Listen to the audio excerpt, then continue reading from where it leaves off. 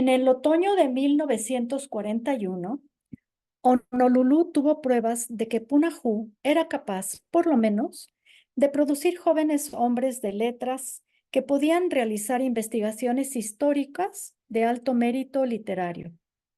Una de esas pruebas tomó la forma de un folleto multicopiado que apareció un viernes a última hora de la tarde, cuando las clases estaban terminando, y aquella noche toda la comunidad Jaole se había enterado del mismo y lo acogió con reacciones muy distintas. Hasta algunos de los orientales, indiferentes por hábito a las realizaciones literarias, no pudieron reprimir la risa. Nadie reaccionó más violentamente que Hawksworth Hale, hombre serio y sosegado, ya que cuando leyó las primeras 4 líneas de aquel manifiesto, estaba congestionado y consideraba, con razón, que aquello era un escándalo que exigía una acción, consideración que también se habían hecho los directores de Punahou una hora antes. Más tarde, cuando recordó el incidente, Hawksworth comprendió que debía haber previsto aquello o algo parecido, pues desde hacía algún tiempo su hijo Bromley se había estado portando de una manera misteriosa. Con la ayuda de un carpintero profesional a quien pagaba de su propio bolsillo, Bromley había levantado en el patio posterior de la casa una curiosa estructura, a la que denominó corralito de juegos para adultos. Era una media habitación, sin techo y con solo 2 paredes de madera, en las cuales había 4 pequeñas aberturas, y detrás de estas, otros tantos pequeños cajones. La ridícula estructura tenía, sí, un piso de madera de unos 75 metros de largo por unos 52 de ancho. Y Hawksworth observó que varios amigos de su hijo trabajaban en aquel misterioso proyecto. Por ejemplo, un día, el joven Whipple Janders, con una cámara fotográfica que su familia había adquirido en su último viaje a Alemania, lo había llamado. Señor Hale, señor Hale, ¿podría ayudarnos un minuto? ¿Qué quieres que haga, Whip? Quiero que sirva de modelo en este esperpento. No te entiendo. Quiero ver si un hombre crecido puede acostarse en uno de esos cajones. ¿Pretendes que me meta en uno de ellos? Sí, puede usar esa escalerita de mano. Aunque a regañadientes y un tanto cauteloso, Hawksworth subió la pequeña escalera, se metió en el cajón, estiró las piernas hasta donde le fue posible y rió al joven Whipple Janders, que le miraba. Así como está, señor Hale, dijo el muchacho, apuntándole con la leica. No se mueva, un segundo.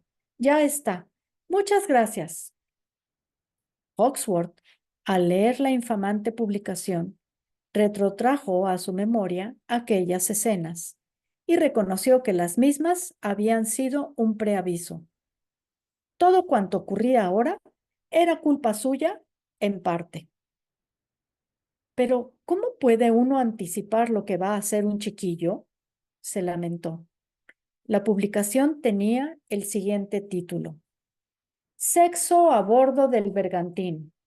No pudieron estar mareados constantemente. Ensayo especulativo sobre los misioneros por Bromley Whipple Hale. Mis numerosos y sinceros amigos del Colegio Punahou reconocen que no soy inferior a nadie en mi respeto por los misioneros, de los cuales yo y muchos de mis más íntimos amigos somos descendientes. Cuento entre mis más preciadas posesiones las memorias antiguas que han pasado de generación en generación de mi familia, esos atesorados recordatorios de las penurias que sufrieron mis antepasados durante su viaje a estas islas por el Cabo de Hornos, en busca de la salvación eterna por medio de buenas acciones. Pero considero más preciada todavía la sangre de aquellas valientes almas que ahora corre por mis venas y me hace el hombre joven que soy. Por lo tanto, cuando me refiero a ciertas investigaciones de orden científico que he estado realizando como consecuencia de mis estudios en un reverenciado colegio, en el cual he recibido únicamente la más pura de las instrucciones, hablo como un Hale, un Whipple, un Bromley y un Hewlett. En verdad, puedo preguntar con toda modestia, rasgo que me ha caracterizado a juicio de mis amigos, ¿quién de mi generación, que es la sexta, podría hablar con mayor propiedad sobre cuestiones misioneras? Y con idéntica modestia, tendría que responderme, nadie. Criado como he sido entre mitologías misioneras, siempre me impresionaron profundamente varios aspectos del larguísimo viaje desde Boston a Hawái que emprendieron mis antepasados. En él sufrieron terribles mareos que a muchos les duraron todo el viaje. Hubo también los ataques biliosos que hacían torpe el paso y amarillaban los ojos, de modo similar a como el estreñimiento lo hace en esta época nuestra, menos eufemística. Había también unos camarotes inverosímiles, compartidos por 4 matrimonios, cuando la más elemental decencia exigía que solo los ocupasen 2 personas.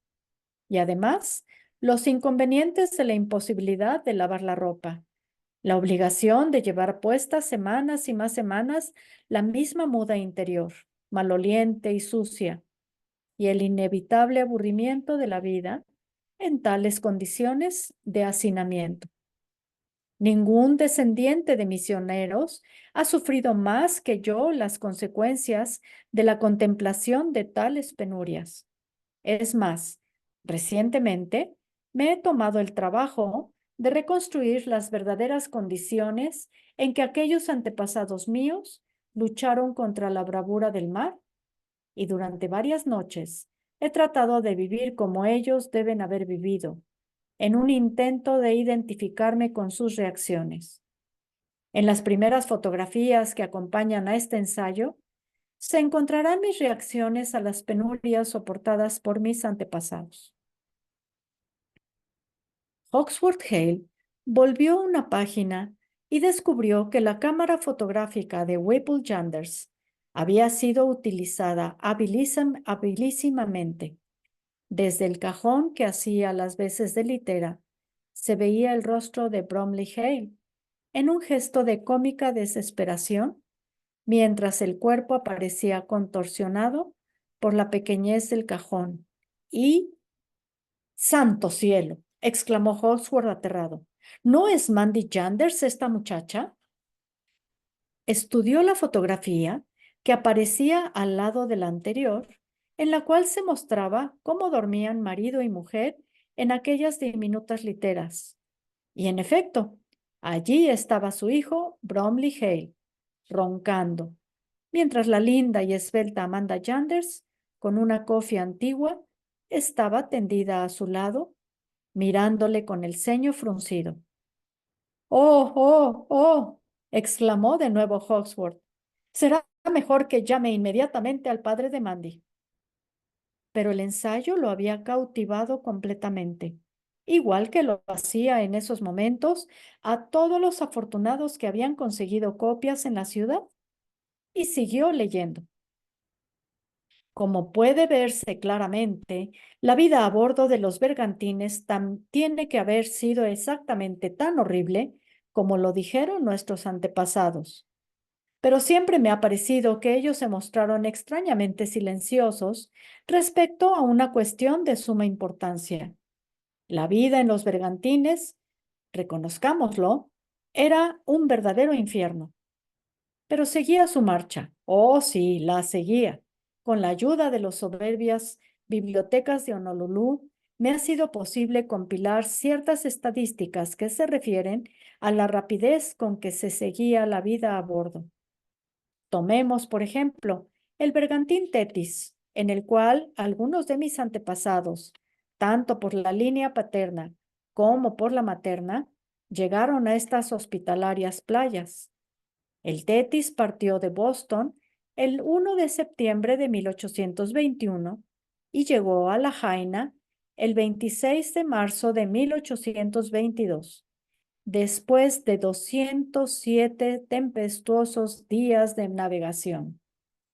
Aplicando a estos datos ciertos hechos que han sido establecidos por encima de toda probabilidad de afortunada contradicción en Botánica 2, toda criatura nacida a las 11 parejas misioneras antes del 27 de mayo de 1822 tiene que haber sido concebida en el santo matrimonio naturalmente en tierra de Nueva Inglaterra, y toda criatura nacida después del 21 de diciembre de 1822 tiene que haber sido concebida, por el mismo razonamiento, en tierra de Hawái. Pero no cabe duda de que toda criatura nacida a esas parejas misioneras particulares entre el 27 de mayo y el 21 de diciembre de 1822 no puede haber sido concebida más que a bordo del Saltarín Bergantín Tetis. Ahora, observemos lo que ocurrió a los ocupantes de un camarote. Padres, Abner y Jerusha Hale. Hijos, varón, Micah. Nacimiento, octubre 1 de 1822. Padres, John y Amanda Whipple. Hijos, varón, James. Nacimiento, junio 2 de 1822. Padres, Abraham y Urania Hewlett. Hijos, varón, Abner. Nacimiento, agosto 13 de 1822. Padres, Immanuel y Jepta Kigley. Hijos, hembra, Lucy. Nacimiento, julio 9 de 1822. Sobre la base de viejos documentos, Bromley Hale demostraba que de las 11 parejas misioneras que viajaron en el Tetis, 9 habían tenido descendencia dentro de los límites del periodo crítico.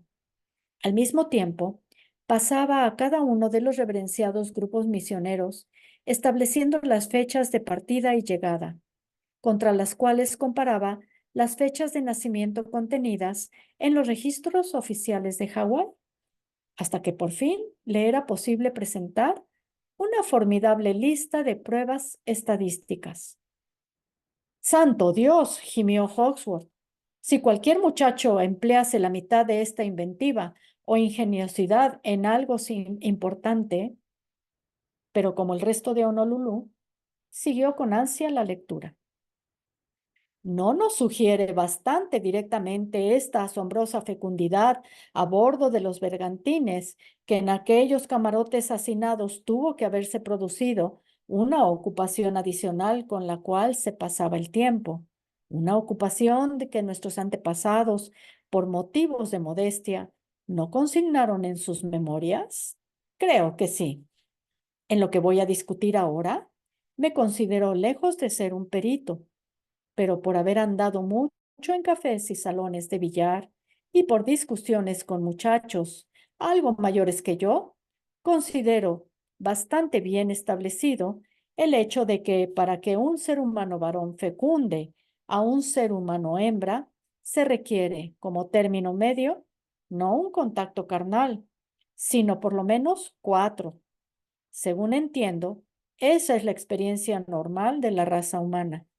Por lo tanto, puede verse que para los 9 embarazos logrados a bordo de Tetis, Hawksworth se dejó caer contra el respaldo de su sillón. Este muchacho tiene la mente enferma, gimió. Ahora se está volviendo clínico. Y Hawksworth tenía razón. Su hijo Bromley había presentado en su ensayo toda clase de tablas estadísticas y en un punto las reforzó con una rotunda retórica. Creo que debe permitírseme el privilegio de por lo menos tomar en consideración las teorías recientemente expuestas por su santidad en el Vaticano, teorías que establecen sin lugar a dudas el hecho de que para la mujer hay un periodo que los eclesiásticos denominan libre de peligro y aunque naturalmente me resulta poco grato por ser congregacionalista, fiar en la palabra de un dignatario católico al discutir las vidas privadas de un grupo de calvinistas, y aunque no se me oculta la sutileza de la situación, sonó el timbre del teléfono. Era la primera de muchas llamadas que habían de hacérsele esa noche. Estaba al aparato Hewlett Yanders y gritaba como un energúmeno. ¿Has visto esa maldita fotografía de tu asqueroso hijo que tu asqueroso hijo ha publicado de mi hija? No me grites de esa manera, Hewlett. Acabo de recibir ese escrito. ¿Has terminado de leerlo? Todavía no. Voy por la página 5. Entonces no has llegado a esa parte en que dice, espera, voy a repetirte las palabras exactas de tu hijo. No lo encuentro. Pero, maldición, suma el total de contactos carnales. Maldito sea Hawksworth. ¿Qué clase de monstruo has engendrado? Más tarde, tras una docena de interrupciones similares, Hawksworth llegó a la primera conclusión de su hijo.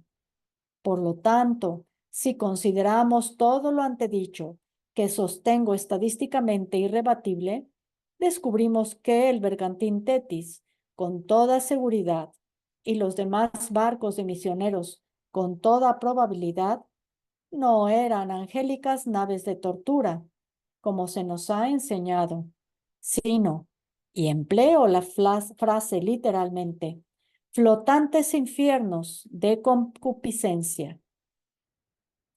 No me extrañan todas esas llamadas telefónicas, gimió Hawksworth, pero su vaso todavía distaba mucho de desbordarse. Es más, no había llegado aún más que a la mitad, porque en las páginas siguientes, Bromley decía: lo que siempre ha intrigado a las mentes científicas respecto de los barcos en que viajaron los misioneros fue el diminuto tamaño de los camarotes. Tenemos numerosas pruebas de que 4 hombres y 4 mujeres, en su mayoría casados menos de una semana antes de embarcar, y todos ellos totalmente desconocidos entre sí, vivieron juntos en lo que con mucha benevolencia llamaremos una conejera. Sabemos por testimonios irrefutables que los meses pasaban sin que el marido o la mujer pudieran cambiar sus ropas interiores. Y sabemos que las cabezas de una pareja tenían que estar a menos de 60 centímetros de distancia de las cabezas de otras 3 parejas, con solo un improvisado tabique de tela entre ellas. Además, como lo demuestra con clara elocuencia la fotografía que sigue, un hombre de tamaño común no podía estirarse debidamente en su litera. Hawksworth miró la fotografía angustiado. Su sospecha se confirmó. El hombre común, cuyas rodillas estaban claramente dobladas, era él, sorprendido por la máquina fotográfica de Whip Yanders, con una tonta expresión en el rostro. El teléfono sonó piadosamente de nuevo antes que Hawksworth pudiera digerir toda la ridiculez de aquella situación. La llamaba el director del colegio de Punahou. Hawksworth, supongo que habrá visto. ¿Le parece a usted tan terrible como me lo parece a mí? Preguntó Hawksworth. No tengo tiempo para determinar esas finezas, Hawksworth. Comprenderá usted, estoy seguro, que esto significa. Sí, Larry, me doy cuenta de que tendrá que retirarse de Punahou. Gracias. Lo importante es que tiene que ingresar en Yale. Me he tomado la libertad de despachar un cable a mi viejo amigo Collinson, y hay una oportunidad de que lo acepten. En el pasado, yo ayudé bastante a Collinson. No sabe cuánto se lo agradezco, Larry, pero dígame, ¿cree que este ensayo indica un estado de mente desequilibrada? Hubo un silencio al cabo del cual el director de Punahou dijo reflexivamente: jamás sabremos nada sobre los adolescentes. ¿No sabe dónde está Bromley ahora? Preguntó Hawksworth. No, no lo sé. Hale se quedó sentado en la oscuridad. El teléfono empezó a sonar otra vez, pero no le hizo caso. Seguramente sería algún pariente para protestar por lo que Bromley decía en el ensayo sobre sus antepasados. Malditos sean todos, exclamó realmente confundido, al ver cómo se iban encendiendo las luces de Honolulu, aquel milagro nocturno que siempre le había agradado tanto. Su familia era la que había dado la electricidad a la ciudad, como tantas otras cosas útiles. Pero ahora que un Hale se hallaba en situación difícil, los buitres tratarían de despedazarlo. Por lo tanto, cuando sonó el timbre de la puerta de la calle en forma insistente, Foxworth tuvo la tentación de no atender, para no mostrar su dolor a los buitres. Pero la puerta se abrió y una voz alegre exclamó: ¡Eh! ¿No hay nadie en la casa? Foxworth oía los pasos de alguien que cruzaba el gran vestíbulo y pensó aterrado. Seguramente es algún reportero demasiado audaz. E hizo un movimiento para retirarse al interior de la casa, pero la voz exclamó: ¡Ah, señor Hale! Usted es solo el hombre a quien...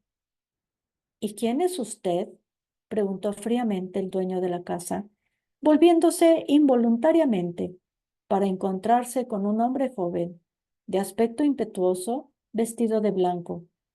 Llevaba 3 libros bajo el brazo y parecía completamente tranquilo. Soy Red Kenderdine, el maestro de inglés de Bromley, respondió el recién llegado, que miró a una silla y como Hale no hizo caso de la muda indirecta, preguntó: ¿Me permite que me siente, señor Hale? No deseo hablar sobre ese asunto, señor Kenderdine. ¿Ha visto usted a Bromley? No, gruñó Hale. ¿Dónde está? Me alegro. Tenía sumo interés en ser el primero que hablara con usted, señor Hale, porque no quiero que cometa un serio error. ¿Qué quiere usted decir?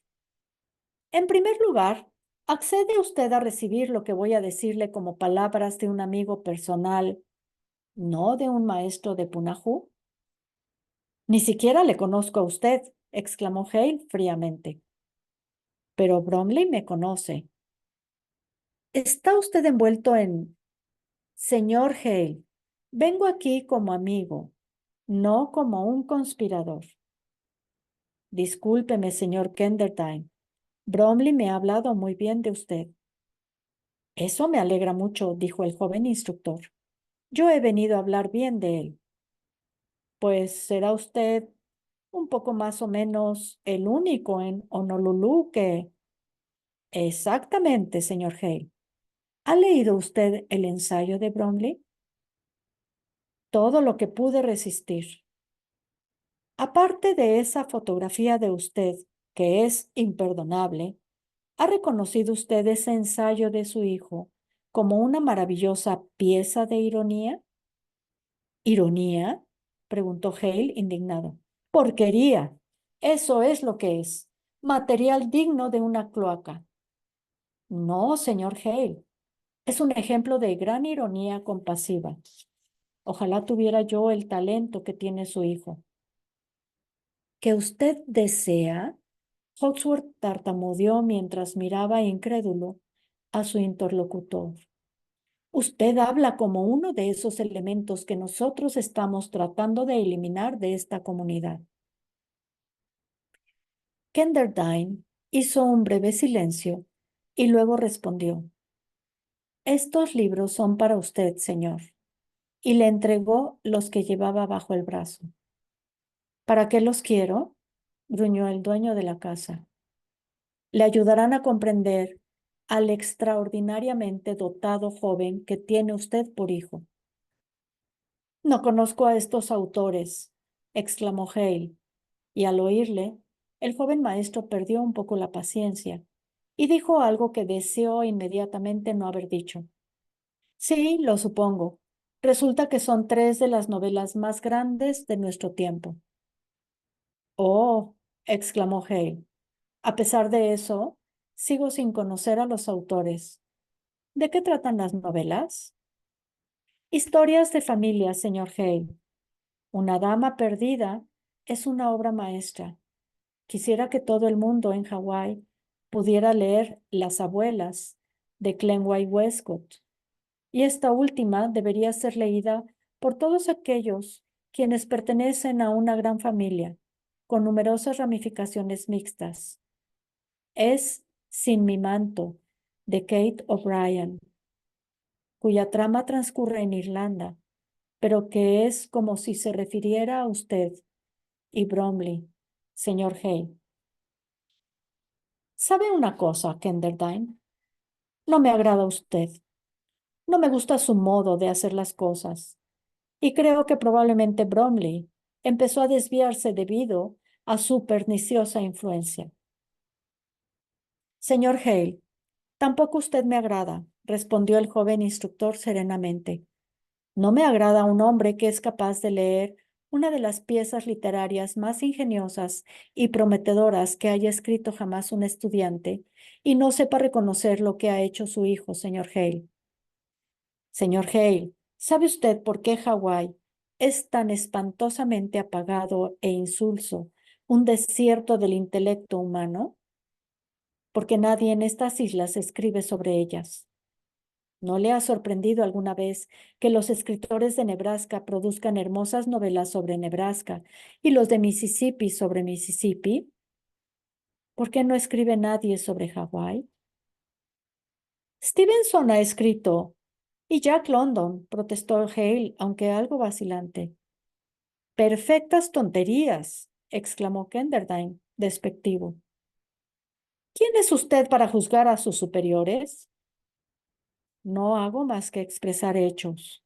Y el más importante de todos es que nadie escribe sobre Hawái, porque las grandes familias, como la suya, no alientan a sus hijos e hijas a pensar, a sentir y ciertamente tampoco a expresar. Ustedes tienen una cosa admirable aquí y no quieren que se hagan preguntas sobre ella. Joven, exclamó Hawksworth fríamente, reconozco en usted a un individuo demasiado peligroso para trabajar con adolescentes. Por lo tanto, en mi carácter de miembro de la Junta Directiva de Punahou, me despide usted, ¿no es así? No cumpliría con mi deber si no lo hiciese, señor Kenderdine. Y yo no cumpliría con mi deber como ser humano que ama a estas islas, señor Hale, si dejase de decirle que me importa un soberano comino lo que usted haga o cuando lo haga. He estado observándolo en sus intentos de obstaculizar a la educación, a los obreros y a la legislatura. No había nada que yo pudiera hacer sobre esos crímenes contra la mayoría de la comunidad. Pero cuando usted trata de obstaculizar a un talento evidente, su propio hijo, que a poco que se le alentase podría escribir el libro que iluminara estas islas, entonces sí, protesto con todas mis fuerzas. No sabía absolutamente nada sobre ese ensayo de Bromley hasta que lo leí. Obtuve mi ejemplar bastante tarde, pero siempre lo guardé como un tesoro. Siempre lo guardaré como un tesoro. Descubrí en él algunas de mis frases y me alegra profundamente que su hijo haya aprendido por lo menos algo de mí. Váyase, gritó Hale mientras paseaba nervioso entre las grandes ventanas, esperando que el insolente joven se retirase. Pero el maestro encendió un cigarrillo, aspiró un par de veces y se puso en pie lentamente. Ya no pertenezco a Punahou, dijo tranquilo, pero no por acción suya. Ya no pertenecía cuando vine aquí, porque no tolero un día más ese proceder suyo y de los hombres como usted. Me he enrolado en la Marina. Dios proteja a Estados Unidos y su Marina de guerra acepta hombres como usted, exclamó Hale despreciativo. Y cuando esa guerra llegue hasta Hawái, como inevitablemente tiene que ser, señor Hale, no solo yo me habré ido, sino usted también. y todo lo que usted representa. El trabajo que usted tanto odia va a organizarse. Los japoneses, a quienes desprecia, empezarán a votar. Y quién sabe, tal vez hasta su muy conveniente acuerdo con los militares, por el cual usted y ellos gobiernan estas islas, será desbaratado. Yo ya no pertenezco aquí por el momento, pero usted, señor Hale, dejará de pertenecer y para siempre. Hizo una grave reverencia, guiñó un ojo y dio unos golpecitos con su índice sobre los 3 libros. Y al llegar a la puerta dijo, le he permitido que me despida, señor Hale. Ahora le ruego que haga una cosa por mí. Lea ese ensayo otra vez y descubra el amor que siente su hijo por los misioneros. Solo una mente llena de verdadero amor puede escribir ironías. Las otras escriben sátiras. Y se fue. Solo ya Hawksworth decidió llamar a la policía para averiguar dónde se hallaba su hijo, pero reconsideró aquella decisión. Y de pronto llegó Hewlett Chanders, que entró como un huracán, corpulento, robusto, rebosante de energía y maldiciones. Hawksworth encontró la entrevista bastante confusa, ya que Hewlett, que al parecer había reconsiderado su actitud inicial, ya no parecía desear una venganza corporal contra Bromley. Por el contrario, le parecía que el ensayo era una brillante pieza de buen humor literario y dijo que probablemente les haría tanto bien a las familias misioneras como todo lo mejor que les hubiera ocurrido en años. ¿Sabes una cosa, Hawksworth?, preguntó risueño. Yo también me he hecho la misma pregunta que Bromley infinidad de veces. ¿Cómo crees que se arreglaron los viejos misioneros para... ¿Cómo quieres que yo sepa?, dijo Hale fríamente. ¿Sabe alguien dónde está Bromley?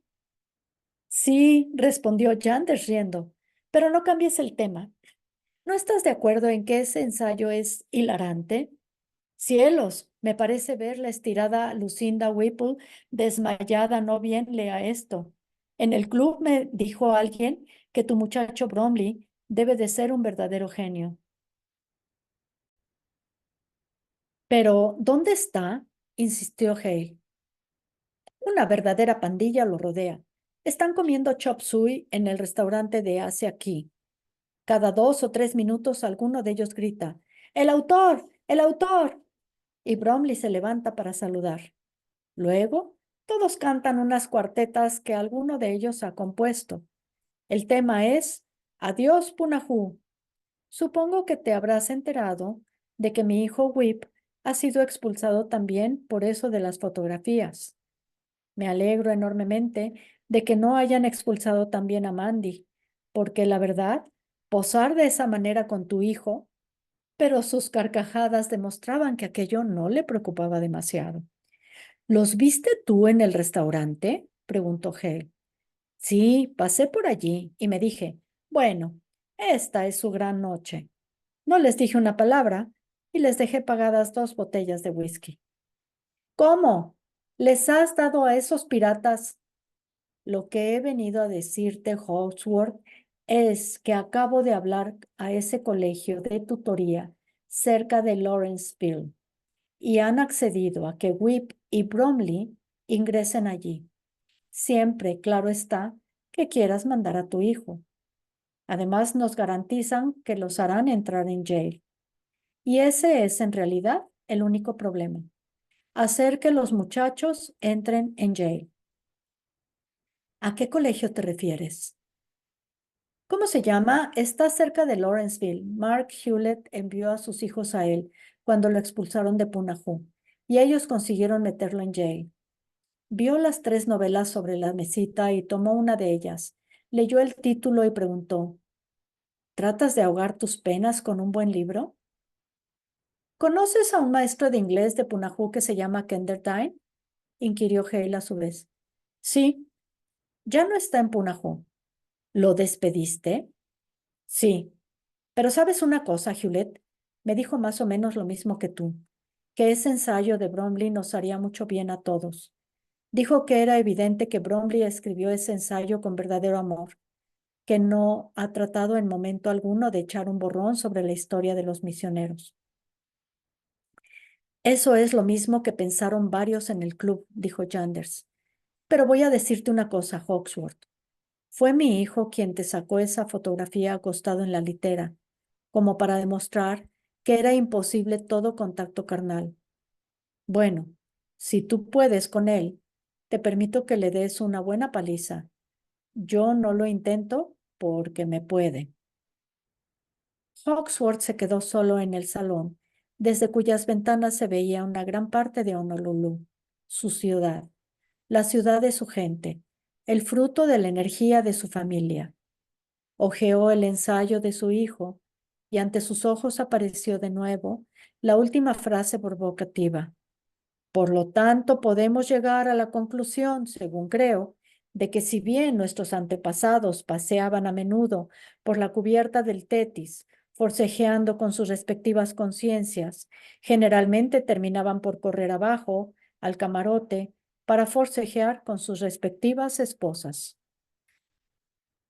Tomó descuidadamente los 3 libros que había dejado Kenderdine. Desechó la novela irlandesa por demasiada voluminosa y Una dama perdida porque su título parecía demasiado afín con su caso. Quedaba, pues, Las abuelas. De saberlo, al empezar a leer lo habría dejado, por ser el más peligroso de los 3 libros, pues era un verdadero dardo disparado contra el corazón de Honolulu y sus maravillosos matriarcados.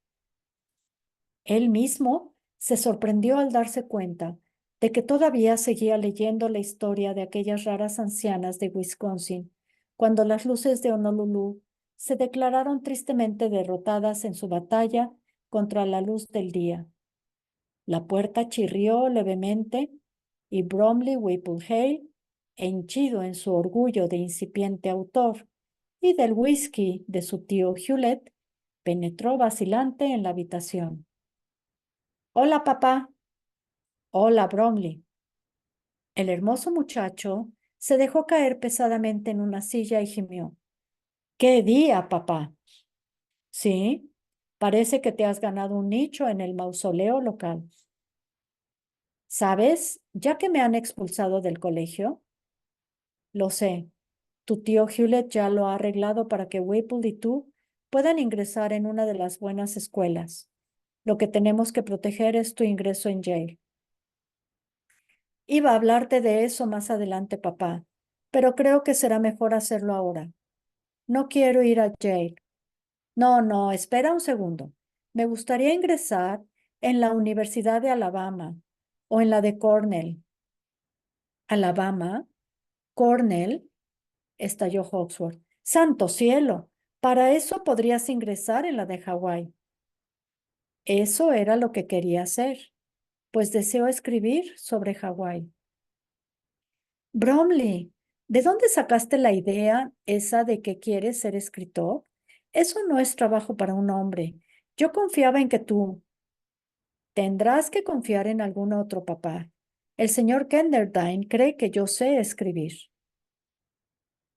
Hubo una larga pausa en el salón, mientras las primeras luces del día se extendían por la ciudad y se produjo uno de esos raros momentos en que un hijo puede hablar con su padre.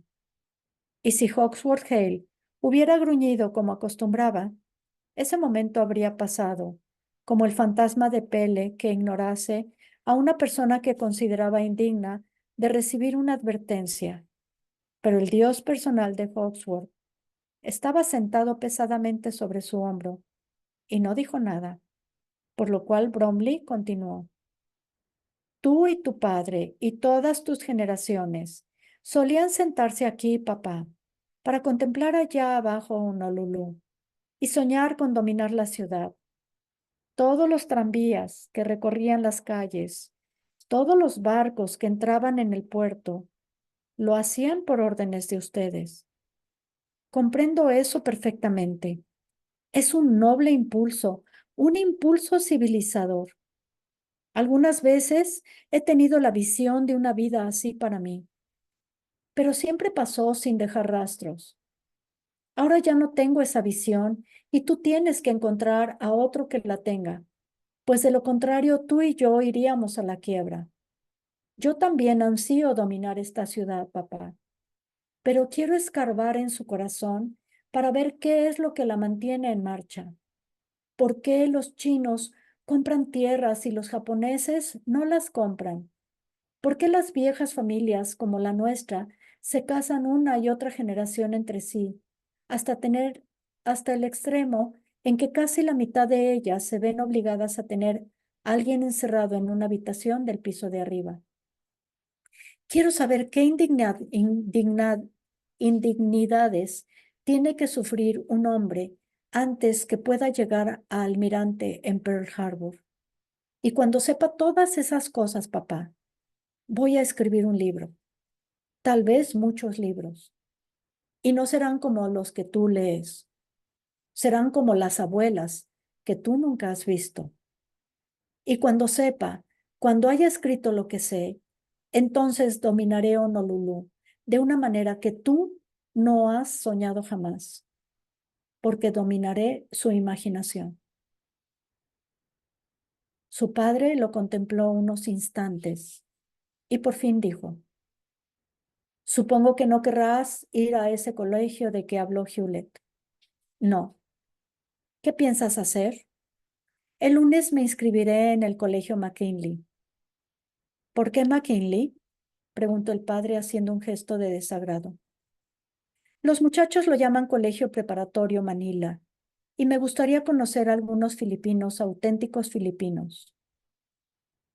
Hawksworth se estiró, como si estuviese a punto de decirle a su hijo que no toleraría tontería semejante, pero vio la silueta de Bromley recortada contra la todavía pálida luz del día, y aquella silueta no era la de Bromley Hawksworth, el radical ensayista que acababa de provocar una conmoción en Hawái, sino la de Hawksworth Hale, el radical crítico de pintura que había acusado de robo a la Universidad de Yale, y quedó establecido un lazo de identidad, por lo cual el padre calló las palabras recriminatorias. Dime una cosa, Bromley. Ese señor Kenderdine, ¿puede uno fiarse de sus ideas? Sí, papá, es un hombre notable. Te habrás enterado, naturalmente, de que lo perdemos. Se ha enrolado en la marina. Dice que tiene que haber guerra. Sofocó un bostezo, dio las buenas noches a su padre y se fue a dormir. En 1941, el partido de fútbol entre Punahou y McKinley fue más que nada una repetición del clásico de 1938, pero esta vez jugaban en el equipo de Punahou dos Sacagawea, puesto que Hawksworth Hale y su comisión de alumnos estaban tan satisfechos de la actuación de Tadao que extendieron automáticamente becas a los hermanos más jóvenes, Minoru el tackle y Shigeo el halfback. De este modo, el ex limpiador de letrinas Kamehiro Sakagawa ocupó su asiento en el estadio con su esposa y sus dos hijos mayores, Goro en uniforme del ejército, para hinchar por Punahou. Lógicamente, los Sakagawa deberían haber podido retirar a Reiko-chan de la peluquería para que pudiera ingresar en la universidad, puesto que 3 de sus hijos varones contaban con los beneficios de otras tantas becas. Pero justo cuando la familia se disponía a hacerlo, de nuevo fue solicitada su ayuda para la guerra del Japón con China, su agresora. Goro no podía comprender cómo China podía ser agresora cuando eran las tropas japonesas las que habían invadido, y quería preguntárselo a su padre. Pero Kamehiro, en aquellos duros días de 1941, tenía importantes problemas que no le era posible compartir con sus hijos, ni con nadie que no fuese su amigo Ishii-san. Esos problemas comenzaron cuando Hawái estableció una comisión de ciudadanos norteamericanos encargados de visitar todos los hogares japoneses para rogar a los padres que escribieran a Japón ordenando que fueran eliminados de los registros de las aldeas todos los nombres de sus hijos, con lo cual quedaría cancelada su ciudadanía japonesa. Hawksworth Hale fue el encargado de visitar a la familia Sakagawa y con Reiko Chan como intérprete explicó: Señor Sakagawa, Japón es una nación que insiste en la ciudadanía por partida doble. Pero puesto que sus 5 hijos nacidos aquí legalmente son norteamericanos y emocionalmente también, debido a que ustedes hicieron registrar sus nombres en su aldea de Hiroshima hace años, son también ciudadanos japoneses. Supongan que la guerra europea se extiende. Supongamos que Japón y Estados Unidos se sitúan de pronto en bandos contrarios. En ese caso, sus hijos podrían verse en grandes dificultades si usted les permite continuar con esa doble ciudadanía. Para protegerlos debidamente, ¿por qué no anulamos sus nombres en los registros japoneses? Kamehiro dijo que, en efecto, debería hacerse eso, pero que no le era posible firmar ningún papel en ese sentido. Hale le replicó: realmente no está bien, señor Kamehiro, que usted castigue de esa manera a sus hijos, sobre todo teniendo en cuenta que 3 de ellos estudian ya en Punahou. Pero Sakagawa se mostró inflexible, y después de que se hubo retirado, señor Hale, la familia comenzó a presionarlo con sus argumentos. Por fin, irritado, dio un puntapié a una silla y se fue. Poco después confiaba a su amigo Ishii: mis hijos y mi hija insisten en que escriba a Hiroshima para que sean eliminados sus nombres de los registros. ¿Vas a hacerlo?, preguntó Ishii. ¿Y cómo? Sabes que en mi aldea yo estoy legalmente casado por poder con Sumiko, de quien he tenido 5 hijos, de la misma manera que tú estás legalmente casado con Mori Yoriko, sin hijos. Debido a nuestro pacto, cambiamos las esposas cuando éstas llegaron a Hawái y luego nos casamos de acuerdo con las leyes norteamericanas. Yoriko es la verdadera madre de mis hijos. ¿Cómo puedo explicar todas esas cosas en el consulado japonés? ¿Y cómo podría explicarse a las autoridades de mi aldea de Hiroshima? Tienes razón, dijo Ishii. Será mejor que dejes todo como está. El sábado 6 de diciembre, el señor Yale volvió a la casa de los Sakagawa y dijo: Señor, usted es el último de mi lista. Le ruego que ponga fin a esa doble ciudadanía de sus hijos. Goro está ya en el ejército y Tadao y Minoru en el cuerpo de ROTC. Tiene que hacerlo, señor Sakagawa. No puedo, respondió Kamehiro por medio de su intérprete Goro, que estaba con licencia. No entiendo al viejo, dijo Goro a Hale. Es leal al Japón, pero no es un fanático en ese sentido. Cuando usted se haya ido, discutiré con él otra vez a ver si logro convencerlo.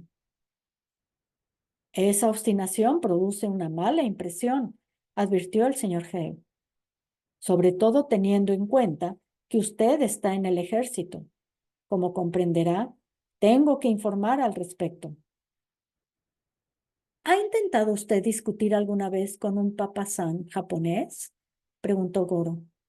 Mi padre tiene alguna loca idea fija, pero veré lo que puedo hacer.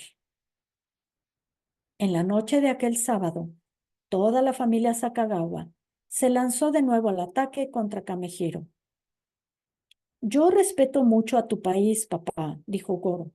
Recuerdo cuando tuve aquel disgusto con el sacerdote de la escuela japonesa sobre el regreso al Japón. Cuando por fin me rendí, tenía realmente la intención de volver al Japón. Pero ya sabes lo que ha ocurrido, papá. El fútbol y ahora el ejército. Digamos las cosas tal cual son, papá. Yo soy norteamericano. Yo también, intervino Tadao. Finalmente Kamehiro dijo: quiero que todos ustedes sean norteamericanos. Cuando veo un diario que dice 4 estrellas Sakagawa, ¿Creen que no me siento orgulloso? Hace mucho tiempo reconocí que ustedes ya no volverían a ser japoneses. Entonces escribe para que sean eliminados nuestros nombres de los registros japoneses. No puedo, repitió Kamehiro por 100ª vez. Caramba, papá, algunas veces me enfureces con tu terquedad, exclamó Goro indignado. Kamehiro se puso de pie, miró a sus hijos y dijo, nada de gritos. Recuerden que son hijos de japoneses decentes. Los muchachos se pusieron de pie en respetuosa actitud y Kamehiro añadió, hay una excelente razón por la cual no puedo eliminar sus nombres de esos registros. ¿Cuál es? Preguntaron aún a los muchachos. La discusión se prolongó casi toda la noche y Kamehiro no pudo explicar por qué no podía obrar como ellos querían, pues aunque sus hijos fueran norteamericanos, él era japonés para siempre y un día esperaba regresar a Hiroshima. Una vez allí, podría confiar en secreto a sus amigos el lío aquel de Hawái, pero le era imposible por carta. Eran las 3 de la madrugada cuando se acostó y al taparse con las mantas, en un grupo de portaaviones a unas 600 millas de distancia, una fuerza de aviadores japoneses, algunos de ellos de Hiroshima, se disponían a bombardear Pearl Harbor.